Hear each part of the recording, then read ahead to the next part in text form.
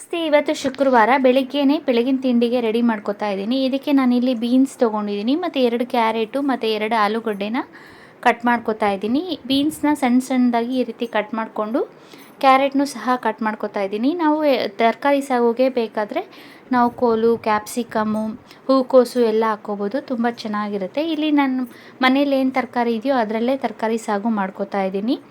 ನಾನು ಕ್ಯಾರೆಟು ಮತ್ತು ಆಲೂಗಡ್ಡೆಗೆ ಸಿಪ್ಪೆನ ಪೀಲ್ ಮಾಡಿ ಫಸ್ಟೇ ತೊಳೆದು ಇಟ್ಕೊಂಡಿದ್ದೀನಿ. ಮತ್ತು ಒಣ ಬಟಾಣಿನ ಒಂದು ಬಟ್ಲು ತೊಗೊಂಡು ಅದರಲ್ಲಿ ನೆನೆಸಿಟ್ಕೊಂಡಿದ್ದೆ. ಒಂದು 4ರಿಂದ 5 ಅವರು ನೆನೆಸಿಟ್ಕೋಬೇಕು ಒಣ ಬಟಾಣಿನ. ನಾವು ಇದಕ್ಕೆ ಬೇಕಾದ್ರೆ ಹಸಿ ಬಟಾಣಿನೂ ಸಹ ಬಳಸ್ಕೋಬೋದು. ಈಗ ತರಕಾರಿನೆಲ್ಲ ಕಟ್ ಮಾಡ್ಕೊಂಡಿದ್ದಾಗಿದೆ. ನಾನಿಲ್ಲಿ 2 ಈರುಳ್ಳಿನ ಒಗ್ಗರಣೆಗೆ ಅಂತ ರೆಡಿ ಮಾಡ್ಕೊತಾ ಇದ್ದೀನಿ. ಸಣ್ಣದಾಗಿ ಈ ರೀತಿ ಉದ್ದುದ್ದಕ್ಕೆ ಹೆಚ್ಚಿಟ್ಕೋತಾ ಇದ್ದೀನಿ. ನಾನು ಕಟ್ ಮಾಡಿರೋ ತರಕಾರಿನೆಲ್ಲ ತೊಳೆದು ಕುಕ್ಕರ್ಗೆ ಹಾಕಿಟ್ಕೋತಾ ಇದ್ದೀನಿ. ಕುಕ್ಕರ್ಗೆ ಈಗ ನಾವು ನೆನೆಸಿರೋ ಬಟಾಣಿನ ಹಾಕ್ಕೋತಾ ಇದ್ದೀನಿ. ಇಲ್ಲಿ ನಾನು ಒಂದು 2 ಹಿಡಿಯಷ್ಟು ಬಟಾಣಿನ ಹಾಕ್ಕೊಂಡಿದ್ದೀನಿ. ಮತ್ತು ಅದಕ್ಕೆ ನೀರು ಹಾಕಿ ನಾನು ಸ್ಟವ್ ಹಚ್ಚಿ ಒಂದು 2 ವಿಷಿಲ್ಲು ಕೂಗಿಸ್ಕೋತೀನಿ. ನಾವು ತರಕಾರಿನ ಫಸ್ಟೇ ಬೇಯಿಸ್ಕೊಳೋದ್ರಿಂದ ಸಾಗು ಬೇಗ ಮಾಡ್ಕೋಬೋದು. ಅದಕ್ಕೆ ನಾನಿಲ್ಲಿ ತರಕಾರಿನ ಫಸ್ಟೇ ಬೇಯಿಸಿಟ್ಕೋತಾ ಇದ್ದೀನಿ. ಈಗ ಮಿಕ್ಸಿ ಜಾರ್ ತೊಗೊಂಡು ಇಲ್ಲಿ ನಾನು ಚಿಕ್ಕ ತೆಂಗಿನಕಾಯಲ್ಲಿ ಒಂದು ಅರ್ಧ ಚಿಪ್ಪಷ್ಟು ಹಸಿ ಕೊಬ್ಬರಿನ ಈ ರೀತಿ ಸಣ್ಣಗೆ ಹೆಚ್ಚಿ ಹಾಕ್ಕೊಂಡಿದ್ದೀನಿ ಮಿಕ್ಸಿ ಜಾರ್ಗೆ. ಇದ್ರ ಜೊತೆಗೆ ನಾನಿಲ್ಲಿ 2 ಸ್ಪೂನಷ್ಟು ಬಿಳಿ ಎಳ್ಳನ್ನು ಹಾಕ್ಕೋತಾ ಇದ್ದೀನಿ. ಮತ್ತು 1 ಸ್ಪೂನಷ್ಟು ಖಾರದ ಪುಡಿ ಹಾಕ್ಕೊಂಡಿದ್ದೀನಿ. ಮತ್ತು ಒಂದು 2ರಿಂದ 3 ಏಲಕ್ಕಿನ ಹಾಕ್ಕೋತಾ ಇದ್ದೀನಿ. ಏಲಕ್ಕಿ ಮತ್ತು ಚಕ್ಕೆ ಲವಂಗ ಹಾಕೋದ್ರಿಂದ ಟೇಸ್ಟು ತುಂಬ ಚೆನ್ನಾಗಿ ಬರುತ್ತೆ. ನಾನಿಲ್ಲಿ ಚಕ್ಕೆ ಲವಂಗ ಹಾಕಿಲ್ಲ, ಬರೀ ಏಲಕ್ಕಿನ ಹಾಕಿ ನುಣ್ಣಕ್ಕೆ ರುಬ್ಕೊಂಡಿದ್ದೀನಿ. ರುಬ್ಕೊಂಡಾದಮೇಲೆ ಸ್ಟವ್ ಹಚ್ಚಿ ನಾನಿಲ್ಲಿ ಕುಕ್ಕರ್ನ ಇಟ್ಕೊಂಡಿದ್ದೀನಿ. ನಾವು ಬೇಕಾದರೆ ಪಾತ್ರೆಯಲ್ಲೂ ಸಹ ತರಕಾರಿ ಸಾಗುನ ಮಾಡ್ಕೋಬೋದು. ಕುಕ್ಕರ್ಗೆ ಒಂದು 2 ಸ್ಪೂನಷ್ಟು ತುಪ್ಪ ಹಾಕ್ಕೊಂಡಿದ್ದೀನಿ. ತುಪ್ಪ ಹಾಕ್ಕೊಂಡು ಒಂದು ಅರ್ಧ ಟೀ ಸ್ಪೂನಷ್ಟು ಜೀರಿಗೆ ಹಾಕ್ಕೊಂಡಿದ್ದೀನಿ. ಮತ್ತು ನಾವು ಕಟ್ ಮಾಡಿ ಇಟ್ಕೊಂಡಿರೋ ಈರುಳ್ಳಿನ ಹಾಕ್ಕೊಂಡು ಕಂದು ಬಣ್ಣ ಬರೋವರೆಗೂ ಹುರ್ಕೋಬೇಕು. ಈಗ ಈರುಳ್ಳಿ ಎಲ್ಲ ಕಂದು ಬಣ್ಣ ಬಂದಿದೆ. ಇದಕ್ಕೆ ನಾನಿಲ್ಲಿ ಹಸಿ ಕರಿಬೇವಿನ ಸೊಪ್ಪು ಹಾಕ್ಕೊಂಡು ನಾವು ಫಸ್ಟೇ ಬೇಯಿಸಿಟ್ಕೊಂಡಿರೋ ತರಕಾರಿನ ಹಾಕ್ಕೋತಾ ಇದ್ದೀನಿ. ಹಾಕ್ಕೊಂಡು ಸ್ವಲ್ಪ ಹೊತ್ತು ಆಯಿಲ್ ಜೊತೆ ಫ್ರೈ ಮಾಡ್ಕೋಬೇಕು. ನಾವು ಆಲ್ರೆಡಿ ಬೇಯಿಸಿಟ್ಕೊಂಡಿರೋದ್ರಿಂದ ತುಂಬ ಹೊತ್ತು ಫ್ರೈ ಮಾಡೋದೇನು ಬೇಡ, ಒಂದು ಸ್ವಲ್ಪ ಹೊತ್ತು ಮಾಡಿಕೊಂಡ್ರೆ ಸಾಕು. ಈಗ ನಾವು ರುಬ್ಬಿಟ್ಕೊಂಡಿರೋ ಮಸಾಲೆನ ಹಾಕಿ ಹಸಿ ವಾಸನೆ ಹೋಗೋವರೆಗೂ ಸ್ವಲ್ಪ ಹೊತ್ತು ತರಕಾರಿ ಜೊತೆ ಮಿಕ್ಸ್ ಮಾಡಿ ಫ್ರೈ ಮಾಡ್ಕೋಬೇಕು. ಈಗ ರುಚಿಗೆ ತಕ್ಕಷ್ಟು ಉಪ್ಪು ಹಾಕ್ಕೋತಾ ಇದ್ದೀನಿ ನಾನಿಲ್ಲಿ. ತರಕಾರಿಗೆ ಉಪ್ಪು ಹಿಡಿಬೇಕು, ಅದಕ್ಕೆ ಸ್ವಲ್ಪ ಉಪ್ಪು ಹಾಕ್ಕೊಂಡು ನಾವು ಮಿಕ್ಸಿ ಜಾರಲ್ಲಿ ಉಳಿದಿರೋ ಮಸಾಲೆಗೆ ಸ್ವಲ್ಪ ನೀರು ಹಾಕಿ ಮಿಕ್ಸ್ ಮಾಡಿ ಹಾಕ್ಕೋತಾ ಇದ್ದೀನಿ. ಮಿಕ್ಸ್ ಮಾಡಿ ಹಾಕ್ಕೊಂಡು ನಿಮಗಿನ್ನೂ ಸ್ವಲ್ಪ ನೀರು ಬೇಕು ಅನಿಸಿದ್ರೆ ಹಾಕ್ಕೋಬೋದು. ನಾನಿಲ್ಲಿ ಸ್ವಲ್ಪ ಗಟ್ಟಿಗೆ ಮಾಡ್ಕೋತೀನಿ. ಇನ್ನು ಸ್ವಲ್ಪ ನೀರು ಹಾಕ್ಕೊಂಡು ಒಂದು 5 ನಿಮಿಷ ಚೆನ್ನಾಗಿ ಕುದಿಸ್ಕೋಬೇಕು. ಈಗ ನೋಡಿ ಕುದ್ದು ರೆಡಿಯಾಗಿದೆ. ಇದು ಗಟ್ಟಿ ಆಗಿಬಿಟ್ಟಿದೆ. ಸೊ ಅದಕ್ಕೆ ಇನ್ನೊಂದು ಸ್ವಲ್ಪ ನೀರು ಹಾಕಿ ನಾನಿಲ್ಲಿ ಚೆನ್ನಾಗಿ ಮಿಕ್ಸ್ ಮಾಡ್ಕೋತಾ ಇದ್ದೀನಿ. ಈಗ ತರಕಾರಿ ಸಾಗು ರೆಡಿಯಾಗಿದೆ ನೋಡಿ. ಲಾಸ್ಟಲ್ಲಿ ನಾನು ಇಲ್ಲಿ ಹಾಲಿನ ಕೆನೆ ಹಾಕ್ಕೋತಾ ಇದ್ದೀನಿ. ಹಾಲಿನ ಕೆನೆ ಹಾಕೋದ್ರಿಂದ ಟೇಸ್ಟು ತುಂಬ ಚೆನ್ನಾಗಿರುತ್ತೆ. ಮನೆಗಳಲ್ಲಿ ಯಾವಾಗಲೂ ಫ್ರೆಶ್ ಕ್ರೀಮ್ ಇರಲ್ಲ, ಸೊ ಅದಕ್ಕೆ ನಾನಿಲ್ಲಿ ಹಾಲಿನ ಕೆನೆನ ಸಪ್ರೇಟ್ ಮಾಡಿ ಇಟ್ಕೊಂಡಿರ್ತೀನಿ. ಅದನ್ನು ಲಾಸ್ಟಲ್ಲಿ ಹಾಕ್ಕೊಂಡು ಒಂದು 2 ನಿಮಿಷ ಕುದಿಸ್ಕೋಬೇಕು. ನಾನು ಸ್ಟಾರ್ಟಿಂಗಲ್ಲಿ ಒಂದು ಸ್ವಲ್ಪ ಉಪ್ಪು ಹಾಕ್ಕೊಂಡಿದ್ದೆ. ಈಗ ಉಪ್ಪು ಸ್ವಲ್ಪ ಕಮ್ಮಿ ಅನಿಸ್ತು. ಇನ್ನೊಂಚೂರು ಉಪ್ಪು ಹಾಕಿ ಒಂದು ಕುದಿ ಬರೋವರೆಗೂ ಕುದಿಸ್ಕೊಂಡ್ರೆ ಈಗ ತರಕಾರಿ ಸಾಗು ರೆಡಿಯಾಗಿದೆ. ಈ ರೀತಿ ತರಕಾರಿ ಸಾಗು ದೋಸೆಗೆ, ಪೂರಿಗೆ, ಚಪಾತಿಗೆ ಎಲ್ಲ ತುಂಬ ಚೆನ್ನಾಗಿರುತ್ತೆ. ಈಗ ಬೆಳಗಿನ ತಿಂಡಿ ಮುಗಿದಿದೆ. ಈಗ ನಾನು ಸ್ಕೂಲ್ಗೆ ಹೋಗಿ ನನ್ನ ಮಗಳನ್ನ ಸ್ಕೂಲ್ಗೆ ಬಿಟ್ಟು ಬಂದಾದಮೇಲೆ ಈಗ ಇವತ್ತು ಶುಕ್ರವಾರ ಆಗಿರೋದ್ರಿಂದ ಮನೆಯೆಲ್ಲ ಕ್ಲೀನ್ ಮಾಡಿ ನಾನಿಲ್ಲಿ ಒರೆಸ್ಕೋತಾ ಇದ್ದೀನಿ. ಒರೆಸ್ಕೊಂಡಾದಮೇಲೆ ಈಗ ನಾನು ಹೊಸ್ಲು ತೊಳೆದು ಅದಕ್ಕೆ ಅರಿಶಿನ ಕುಂಕುಮ ಇಟ್ಕೋತಾ ಇದ್ದೀನಿ. ಅರಿಶಿನ ಕುಂಕುಮ ಇಟ್ಟು ಹೊಸ್ಲು ಮೇಲೆ ರಂಗೋಲಿ ಹಾಕ್ಕೋತಾ ಇದ್ದೀನಿ. ಹೊಸ್ಲು ಮೇಲೆ ರಂಗೋಲಿ ಹಾಕ್ಕೊಂಡಾದ್ಮೇಲೆ ಮುಂದೆ ಸ್ವಲ್ಪ ಚಿಕ್ಕದಾಗಿ ರಂಗೋಲಿ ಹಾಕ್ತೀನಿ. ಯಾಕೆ ಅಂದರೆ ಇಲ್ಲಿ ಟೈಲ್ಸ್ ಕಲರು ಮತ್ತು ರಂಗೋಲಿ ಪುಡಿ ಕಲರು ಒಂದೇ ಆಗಿರೋದ್ರಿಂದ ನಾನಿಲ್ಲಿ ದೊಡ್ಡದಾಗಿ ರಂಗೋಲಿ ಹಾಕಲ್ಲ. ನನ್ನ ಮಗಳು ಓಡಾಡಬೇಕಾದ್ರೆ ಎಲ್ಲ ರಂಗೋಲಿನ ಕೆಡಿಸ್ಬಿಡ್ತಾರೆ. ಸೊ ಅದಕ್ಕೆ ನಾನು ಇಲ್ಲಿ ಚಿಕ್ಕದಾಗಿ ಒಂದು ರಂಗೋಲಿ ಹಾಕ್ಕೊಂಡು ಹೂವು ಇಟ್ಟು ಪೂಜೆಗೆ ರೆಡಿ ಪೂಜೆಗೆ ಕಳಸ ದೀಪಗಳನ್ನೆಲ್ಲ ಗುರುವಾರನೇ ತೊಳೆದು ನೀಟಾಗಿ ರೆಡಿ ಮಾಡಿ ಇಟ್ಕೊಂಡ್ಬಿಡ್ತೀನಿ.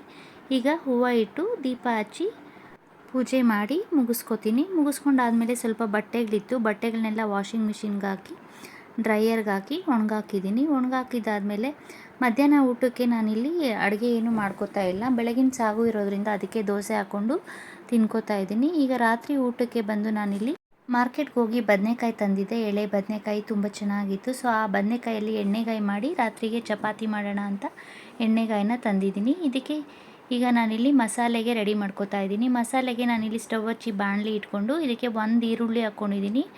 ಮತ್ತು 1 ಬೆಳ್ಳುಳ್ಳಿನ ಸಿಪ್ಪೆ ಸುಲಿದು ಹಾಕ್ಕೊಂಡಿದ್ದೀನಿ. ಮತ್ತು 7ರಿಂದ 8 ಒಣಮೆಣಸಿನ್ಕಾಯಿ, ಚಕ್ಕೆ ಲವಂಗ ಮತ್ತು 1 ಹಿಡಿಯಷ್ಟು ಕಡಲೆ ಬೀಜ ಮತ್ತು 1 ಕಾಲು ಚಿಪ್ಪು ಹಸಿ ಕೊಬ್ಬರಿ ಹಾಕ್ಕೊಂಡು ಎಲ್ಲನೂ ಹುರ್ಕೋತಾ ಇದ್ದೀನಿ.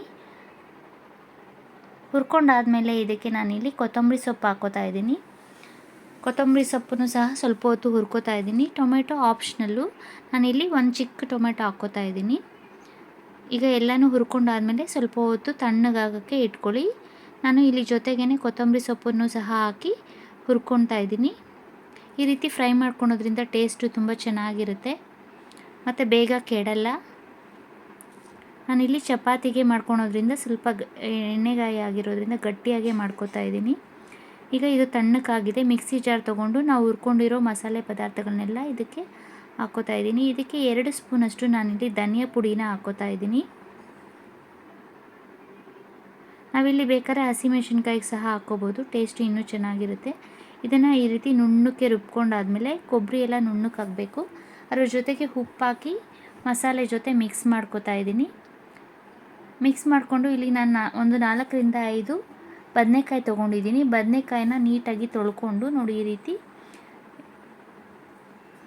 ಕಟ್ ಮಾಡ್ಕೋಬೇಕು. 4 ಪೀಸ್ ಮಾಡಿಕೊಂಡು ನೋಡ್ಕೋಬೇಕು. ಒಂದೊಂದು ಸರಿ ಬದನೆಕಾಯಲ್ಲಿ ಹುಳ ಇರುತ್ತೆ, ಸೊ ನಾವು ಪೀಸ್ ಮಾಡಿದಾಗ ಗೊತ್ತಾಗಲ್ಲ. ಅದಕ್ಕೆ ನೋಡಿಕೊಂಡು ಪೀಸ್ ಮಾಡ್ಕೊಳುವಾಗ ಒಳಗಡೆ ಒಂದು ಸರಿ ಚೆಕ್ ಮಾಡ್ಕೋಬೇಕು. ನಾನಿಲ್ಲಿ ಎಲ್ಲ ಬದನೆಕಾಯಿನೂ ಈ ರೀತಿ ಕಟ್ ಮಾಡ್ಕೋತಾ ಇದ್ದೀನಿ. ಕಟ್ ಮಾಡಿಕೊಂಡು ಒಂದು ಸರಿ ಚೆಕ್ ಮಾಡ್ಕೋತೀನಿ ಹುಳ ಏನಾದರೂ ಇದೆಯಾ ಅಂತ. ಈಗ ನಾವು ಮಾಡಿಟ್ಕೊಂಡಿರೋ ಮಸಾಲೆನ ಬದನೆಕಾಯಿಗೆ ತುಂಬ್ಕೋತಾ ಇದ್ದೀನಿ. ನೋಡಿ ಈ ರೀತಿ ಕೊನೆಯೆಲ್ಲ ಕಟ್ ಮಾಡ್ಕೋಬೇಕು. ಕಟ್ ಮಾಡ್ಕೊಂಡಾದ್ಮೇಲೆ ನಾವು ಮಾಡಿಟ್ಕೊಂಡಿರೋ ಮಸಾಲೆನ ತುಂಬ್ಕೋಬೇಕು. ಮಸಾಲೆನೆಲ್ಲ ನೀಟಾಗಿ ಮಸಾಲೆ ತುಂಬಿಕೊಂಡು ಅದು ಆಚೆ ಬರಬಾರ್ದು, ಆ ರೀತಿ ರೆಡಿ ಮಾಡಿಟ್ಕೊಂಡಿದ್ದೀನಿ ಈಗ ಬದನೆಕಾಯಿನ. ಈಗ ಸ್ಟವ್ ಹಚ್ಚಿ ಒಂದು ಬಾಣಲಿ ಇಟ್ಕೊಂಡು ಇದಕ್ಕೆ 1-2 ಟೇಬಲ್ ಸ್ಪೂನಷ್ಟು ಎಣ್ಣೆ ಹಾಕ್ಕೊಂಡು, ಎಣ್ಣೆ ಬಿಸಿ ಆದಮೇಲೆ ನಾವು ತುಂಬಿಟ್ಕೊಂಡಿರೋ ಬದನೆಕಾಯಿನ ಹಾಕಿ ಬೇಯಿಸ್ಕೋಬೇಕು. ಬದನೆಕಾಯಿ ಬೇಯಿಸುವಾಗ ನಾವು ಮೀಡಿಯಮ್ ಉರಿನಲ್ಲಿ ಇಟ್ಕೋಬೇಕು. ಜೋರಾಗಿ ಉರಿ ಇಟ್ಟರೆ ಅದು ಮಸಾಲೆ ಸ್ವಲ್ಪ ಸ್ವಲ್ಪ ಆಚೆ ಬರ್ತಾ ಇರುತ್ತೆ, ಸೊ ಅದು ಚೆನ್ನಾಗಿ ಸೀದೋಗ್ಬಿಡುತ್ತೆ. ಸೊ ಅದಕ್ಕೆ ನಾವು ಉರಿನ ಮೀಡಿಯಮಾಗಿ ಇಟ್ಕೊಂಡು ಬೇಯಿಸ್ಕೋಬೇಕು ಬದನೆಕಾಯಿನ ಒಂದು ಸ್ವಲ್ಪ ಹೊತ್ತು ಒಂದು ಸೈಡ್ ಬೆಂದಮೇಲೆ ಬದನೆಕಾಯಿನ ಟರ್ನ್ ಮಾಡ್ಕೋತಾ ಇರಬೇಕು ಒಂದೊಂದೇ ಸೈಡು. ಅದೇ ರೀತಿ ಎಣ್ಣೆನಲ್ಲೇ ಬದನೆಕಾಯಿ ಚೆನ್ನಾಗಿ ಬೇಯಬೇಕು, ಆವಾಗ ಟೇಸ್ಟು ತುಂಬ ಚೆನ್ನಾಗಿರುತ್ತೆ. ಬದನೆಕಾಯಿನ ಫ್ರಿಜ್ಜಲ್ಲಿ ಏನಾದರೂ ಇಟ್ಟಿದ್ರೆ ನಾವು ಒಂದು 4 ಅವರ್ ಮುಂಚೆನೇ ಬದನೆಕಾಯಿನ ಆಚೆ ತೆಗೆದಿಟ್ಟು ಆಮೇಲೆ ಎಣ್ಣೆಗಾಯಿನ ಮಾಡ್ಕೋಬೇಕು. ಇಲ್ಲಾಂದರೆ ಬದನೆಕಾಯಿ ಬೇಗ ಬೇಯಲ್ಲ. ನೋಡಿ ಈಗ ಮುಚ್ಚಳ ಮುಚ್ಚಿ ಒಂದು 5 ನಿಮಿಷ ಚೆನ್ನಾಗಿ ಬೇಯಿಸ್ಕೊಂಡೆ. ಈಗ ಇನ್ನೊಂದು ಸೈಡು ಈ ರೀತಿ ಟರ್ನ್ ಮಾಡಿಕೊಂಡು ಇನ್ನೊಂದು ಸ್ವಲ್ಪ ಹೊತ್ತು ಮುಚ್ಚಳ ಮುಚ್ಚಿ ಬೇಯಿಸ್ಕೊಂಡಿದ್ದೀನಿ. ಇದು ಮುಕ್ಕಾಲು ಬೆಂದಿದೆ ಬದನೆಕಾಯಿ. ಈಗ ನಾವು ರುಬ್ಬಿಟ್ಕೊಂಡಿರೋ ಉಳಿದಿರೋ ಮಸಾಲೆನ ಇದಕ್ಕೆ ಹಾಕಿ ಚೆನ್ನಾಗಿ ಆಯಿಲಲ್ಲಿ ಫ್ರೈ ಮಾಡ್ಕೋಬೇಕು. ನೋಡಿ ಈ ರೀತಿ ಫುಲ್ ಬದನೆಕಾಯಿ ಮುಳುಗಬೇಕು, ಆ ರೀತಿ ಚೆನ್ನಾಗಿ ಮಿಕ್ಸ್ ಮಾಡಿ ಇದನ್ನು ಒಂದು ಸ್ವಲ್ಪ ಮಸಾಲೆ ಹಸಿ ವಾಸನೆ ಹೋಗೋವರೆಗೂ ಹುರ್ಕೋಬೇಕು. ನಾವು ಆಲ್ರೆಡಿ ಎಲ್ಲ ಹುರ್ಕೊಂಡು ಮಸಾಲೆ ರುಬ್ಕೊಂಡು ಇರೋದ್ರಿಂದ ತುಂಬ ಹೊತ್ತೇನು ಬೇಡ, ಒಂದು ಸ್ವಲ್ಪ ಹೊತ್ತು ಆಯಿಲಲ್ಲಿ ಈ ರೀತಿ ಫ್ರೈ ಮಾಡಿಕೊಂಡ್ರೆ ಟೇಸ್ಟು ತುಂಬ ಚೆನ್ನಾಗಿರುತ್ತೆ. ಈಗ ಇದಕ್ಕೆ ಮಿಕ್ಸಿ ಜಾರಲ್ಲಿ ಉಳಿದಿರೋ ಮಸಾಲೆಗೆ ಒಂದು ಸ್ವಲ್ಪ ನೀರು ಹಾಕಿ ಇಲ್ಲಿ ನಾನು ಹಾಕ್ಕೋತಾ ಇದ್ದೀನಿ. ಹಾಕ್ಕೊಂಡು ನಿಮಗೆ ತುಂಬ ಗಟ್ಟಿ ಅಂತ ಅನಿಸಿದ್ರೆ ಇನ್ನೊಂದು ಸ್ವಲ್ಪ ನೀರು ಹಾಕಿ ಚೆನ್ನಾಗಿ 1-2 ಕುದಿ ಬರೋವರೆಗೂ ಕುದಿಸ್ಕೋಬೇಕು. ಇದನ್ನು ಇನ್ನೊಂದು ಸ್ವಲ್ಪ ಹೊತ್ತು ಬದನೆಕಾಯಿ ಮಸಾಲೆ ಜೊತೆ ಬೆಂದರೆ ಉಪ್ಪು ಖಾರ ಮಸಾಲೆ ಎಲ್ಲ ಚೆನ್ನಾಗಿ ಬದನೆಕಾಯಿಗೆ ಹಿಡಿಯುತ್ತೆ ಮತ್ತು ಟೇಸ್ಟು ತುಂಬ ಚೆನ್ನಾಗಿರುತ್ತೆ. ಬದನೆಕಾಯಿ ಎಣ್ಣೆಗಾಯಿಗೆ ನಾನಿಲ್ಲಿ ಕಡಲೆಬೀಜ ಹಾಕಿ ಹುರ್ಕೊಂಡು ಹಾಕ್ಕೊಂಡಿದ್ದೀನಿ. ಕೆಲವರು ಎಣ್ಣೆಗಾಯಿಗೆ ಕಡಲೆಬೀಜ ಬದಲು ಇಲ್ಲಿ ಬಿಳಿ ಎಳ್ಳನ್ನು ಸಹ ಹಾಕ್ಕೊಂಡು ರುಬ್ಕೊಂಡು ಮಾಡ್ಕೋತಾರೆ, ಅದು ಸಹ ಡಿಫ್ರೆಂಟಾಗಿರುತ್ತೆ ಟೇಸ್ಟು. ಈಗ ನೋಡಿ ಆಲ್ರೆಡಿ ಬದನೆಕಾಯಿ ಒಂದು ಅರ್ಧ ಬೆಂದಿದೆ, ಚೆನ್ನಾಗಿ ಕುದೀತಾ ಇದೆ. ನೀವು ತುಂಬ ಗಟ್ಟಿ ಆಗೋದ್ರೆ ಸ್ವಲ್ಪ ನೀರು ಬೇಕು ಅನಿಸಿದ್ರೆ ಇನ್ನೊಂಚೂರು ನೀರು ಹಾಕ್ಕೊಂಡು ಚೆನ್ನಾಗಿ ಕುದಿಸ್ಕೋಬೇಕು. ಈಗ ಬದನೆಕಾಯಿ ಬೆಂದಿದೆ, ಎಣ್ಣೆಗಾಯಿ ರೆಡಿಯಾಗಿದೆ. ನಾನು ನೈಟ್ ಆಗಿರೋದ್ರಿಂದ ಚಪಾತಿಗೆ ಮಾಡ್ಕೊಂಡಿದ್ದೀನಿ. ನಾವು ಮುದ್ದೆಗೂ ಸಹ ತಿನ್ಬೋದು. ಮುದ್ದೆ, ಚಪಾತಿ, ಅನ್ನಕ್ಕೆಲ್ಲ ಸೂಪರ್ ಟೇಸ್ಟಾಗಿರುತ್ತೆ ಈ ಎಣ್ಣೆಗಾಯಿ. ಸೊ ನಾನು ಮಾಡೋ ವೀಡಿಯೋಸ್ ನಿಮ್ಗೆ ಏನಾದರೂ ಯೂಸ್ಫುಲ್ ಅನಿಸಿದ್ರೆ ಪ್ಲೀಸ್ ಲೈಕ್, ಶೇರ್ ಮತ್ತು ಸಪೋರ್ಟ್ ಮಾಡಿ. Thank you.